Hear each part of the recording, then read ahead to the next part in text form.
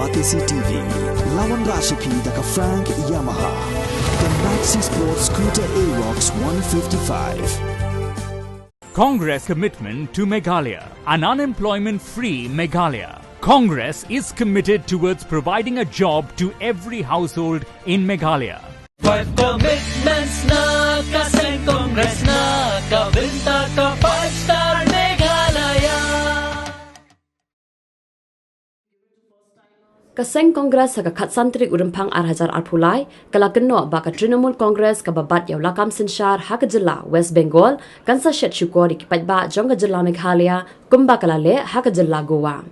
Hakajing akran bikla pathai kubor hakatsantric urumpang arhajar arpulai, ka chairperson joka Social Media and Information Technology, ka All India Congress Committee, ka Supriya Srinati, kalakeno baki kam joka Trinamool Congress kinsa pau perthai ha Meghalaya, Kumba kalaja ha West Bengal hakabaka party, kala bananam hakikam bamsam, bad hakajing knyot ben yaki brio ki baduk ki barangli. And you have to understand that what is the third player the Trinamool Congress doing here?